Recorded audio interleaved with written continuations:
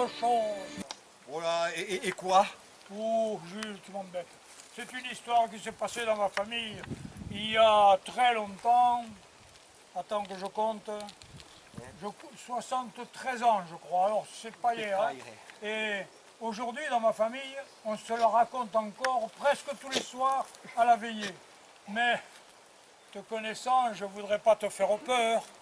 Peur, moi? Tu me connais, allez, raconte. Tu commences à m'embêter. Hein. Je te l'ai déjà raconté au moins 100 fois. Tu l'as peut-être raconté à tout le village, mais pas à moi. Allez, raconte. On se calme. Oui. On se calme. Bon. C'était en 1629. C'était au mois de juillet. Je pense que c'était le 26 juillet exactement. Mon grand-père maternel, tu sais, qui était drapier à Pézenas, il revenait de Metz. Il avait été à l'enterrement de l'oncle de sa femme.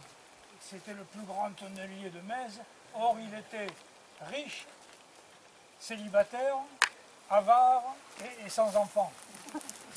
Ça vaut bien une messe d'enterrement, ça, non?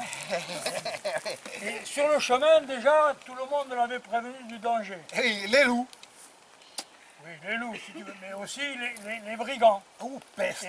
Et sur le chemin du retour, il est encore plus inquiet parce que le notaire chez lequel il est passé lui a dit que l'oncle, le pauvre oncle qui venait de mourir, eh ben, comme il s'en doutait, il n'était pas si pauvre que ça. Et il lui a donné quelques belles bourses d'écus et des louis d'or, et puis des paperasses, des titres de propriété. Enfin bon.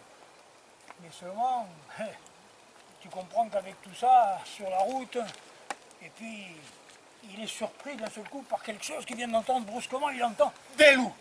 Grand couillon, arrête avec tes loups! Il entend un orage terrible qui le surprend. L'éclair, le tonnerre, la pluie, il est trempé comme une soupe.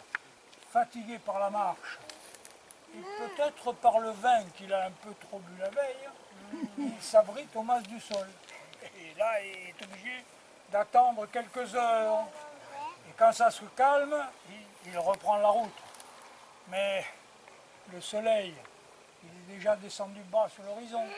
Et il aurait bien profité du voyage pour aller à Castelnau, se faire payer une créance du seigneur Henri. Mais à cette heure-là, les Sauterotch, ils auront déjà fermé toutes les portes.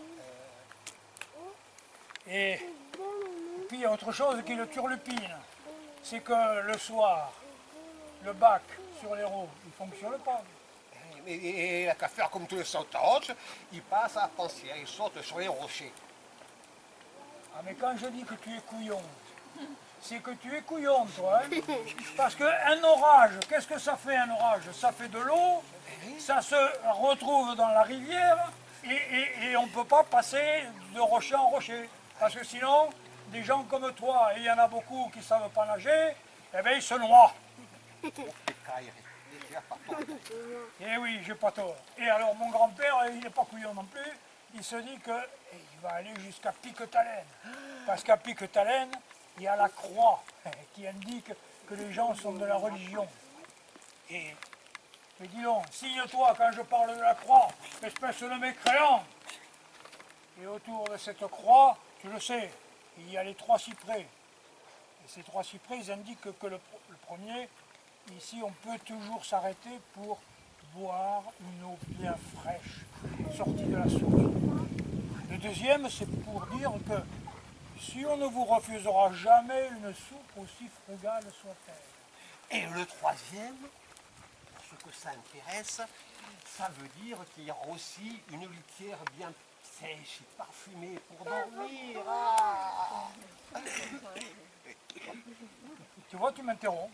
Tu es toujours en train de m'interrompre. C'est bien ce que je dis. Et pendant ce temps-là, la nuit est tombée. Et bien, les cigales et les cigalous, ils ont été remplacés par des grillons. Ça fait moins de bruit. Mais il entend aussi quelque chose qui ne le rassure pas. C'est le hibou. Le hibou qui semble le suivre de loin en loin. Et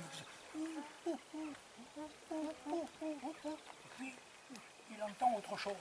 Des loups! Escapote le type avec ses loups. le chien de Brideau qui aboie rageusement là-bas au bout de sa chaîne. Peut-être qu'il a senti une harde de sanglier, ou bien alors une meute de loups. il presse le pas. Le bruit de ses propres galoches lui fait peur. Il arrive ici, et là, sous la pleine lune, parce que le vent qui vient de hausser le ton, il a chassé les nuages, il aperçoit Une meute de loups. Il aperçoit une lueur étrange. Et dans cette lueur, il voit Il voit des fées qui, comme des libellules, volettent de rocher en rocher et semblent étendre leur linge pour les faire sécher aux rayons de la lune. Eh bien, et alors, qu'est-ce qu'il a fait ton Et tu penses que il n'était pas très rassuré. Il a pris ses galoches à son cou et il est parti jusqu'à Piquetolaine, comme le vent presque. Oh, pécaïré. Et tu es sûr de cette histoire, Grégou? Oh, là, tu vas commencer à m'énerver, toi. Hein. Je tiens cette histoire de mon propre père. Alors, il ne faudrait peut-être pas douter de ma parole. Alors, je n'en doute pas, mais je vais faire comme ton grand-père, hein, je vais... Ouais, allez, file. Allez, File, adieu, ça, Grégou, laisse-moi adieu, ça, raconter, hein. laisse-moi C'est le moins que tu fais.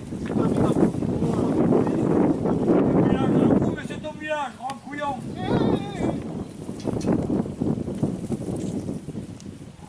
Ah, le vent change de direction. Qu'est-ce que c'est? Qu'est-ce que c'est? Mon Dieu! Oh, mon Dieu! Une fée! Garrigou, danse, Une fée! danse avec moi. Je suis subjugué! Danse, Garrigou. Une fée, mon Dieu, une fée! Oh.